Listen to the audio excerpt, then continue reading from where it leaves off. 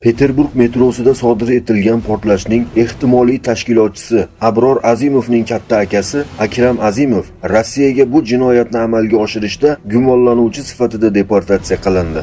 Bu haqda Interfax vaziyatdan boxabar manbaga asosan xabar berdi.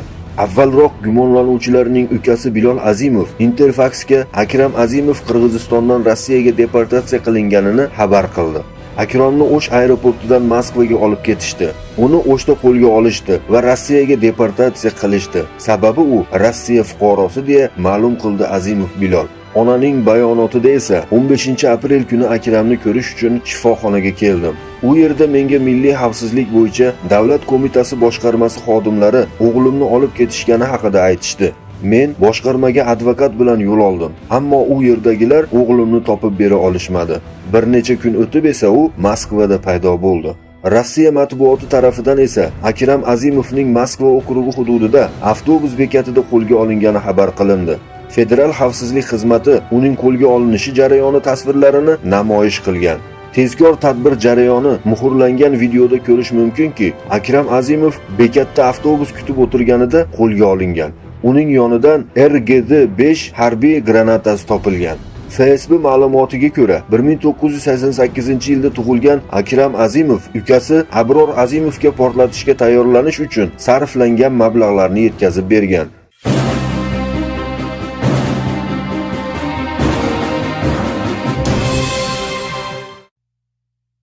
Peterburgdagi portlashning asosiy tashkilotchilari degan da'vo bilan O'rta Osiyolik muhojirlar ayblanmoqda. Shu sababli Rossiyadagi O'rta Osiyolik muhojirlarga nisbatan Rossiya hududida qattiq tekshiruvlar boshlanib ketdi. Portlashga aloqadorlikda gumonlanib bir necha shaxs qo'lga olindi. Aslida bu kabi ishlar, portlashlar kimlarga ko'proq manfaat keltiradi? Rossiyadagi siyosiy holatga nazar tashlasak, oxirgi vaqtlarda rus xalqining davlat siyosatidan va hokimiyat tepasidagi amaldorlardan noroziligi avj olayotganini kuzatishimiz mumkin. Navalniy boshchiligida o'tkazilgan miting ham bunga misol bo'la oladi. Putin yetakchiligidagi boshqaruv esa bu noroziliklarni oldini olishlik va xalqni qo'rquvda ushlab turishlik uchun bu kabi amaliyotlarni amalga oshirishligi mumkin albatta. Portlashning mitinglardan keyin bo'lishligi va Putinning Peterburgga o'sha kuni tashrif buyurishligi va portlash bo'lgan kunning ertasiga Putin va mustaqil davlatlar xavfsizlik xizmatlari yetakchilari uchrashuv bo'lib o'tishi ham bejiz emas albatta. Bu uchrashuvda terrorizmga qarshi kurashda birlashish va mustaqil davlatlar hamkorligini oshirish masalalari ham ko'rib chiqilgan edi. Shu bilan birga Putin Markaziy Osiyodagi siyosiy holatni ham qo'lga olmoqchi bo'layotgani ko'rinib turibdi. Shu sababli Qirg'iziston hukumatı ham portlashlarga aloqador bo'lgan shaxslarga taalluqli ma'lumot berish yoki o'zlarini ushlab berish kabi ishlarda faollashib qoldi. Faqat bu safar Qirg'iziston va Rus xavfsizlik xizmati xodimlarining uyushtirgan amaliyotlaridagi soxtakorliklari bilinib qoldi. Axir Qirg'iz xavfsizlik xizmati Akram Azimovni Rossiya hududiga deport qilgan bo'lsa, u qanday qilib yana ko'chada Rus xavfsizlik xizmati tarafidan qayta qo'lga olinishi mumkin? Putinning islom va musulmonlarga dushmanligi chegara bilmayapti. Tatariston, Qrim, Checheniston va Suriyadagi musulmonlarga qilayotgan vahshiyliklari kuchayib bormoqda. Endi esa bu vahshiyliklarni O'rta Osiyo musulmonlariga ham qo'llamoqchiga o'xshaydi.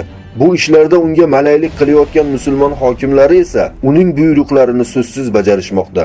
Bugun amalidan ajralib qolishligidan qo'rqayotgan bu malay hokimlar haq bo'lgan qiyomat kunini va u kunda yolg'iz Alloh taoloning oldida hisob-kitob qilinishlarini unutib qo'yishdi.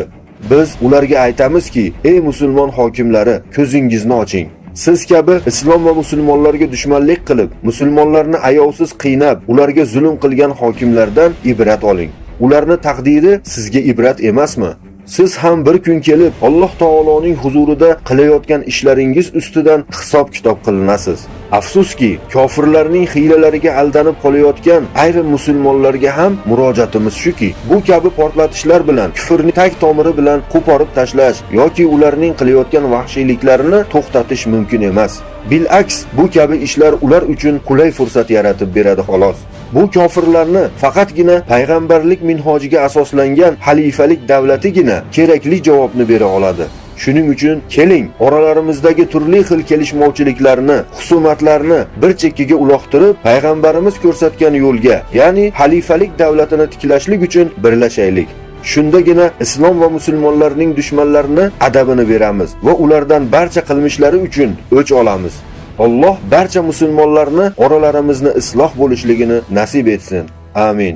Alloh taolo aytadi: يا أيها الذين آمنوا استجيبوا لله وللرسول إذا دعاكم لما يحييكم واعلموا أن الله يحول بين المرء وقلبه وأنه إليه تحشرون واتقوا فتنة لا تصيبن الذين ظلموا منكم خاصة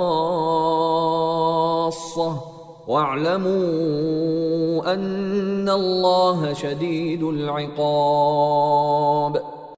Ey mu'minlar, Alloh va rasuli sizni abadiy hayot beradigan narsaga da'vat qilar ekan, uni qabul qiling. Bilingki, Alloh kishi bilan uning qalbi o'rtasini egallab turur va albatta uning oldiga to'planajaksiz. Hamda sizlardan faqat zolim kimsalarning o'zigagina yetmay, balki barchaga yetadigan balodan saqlaningiz va bilingizki, albatta Allohning azobi qattiqdir.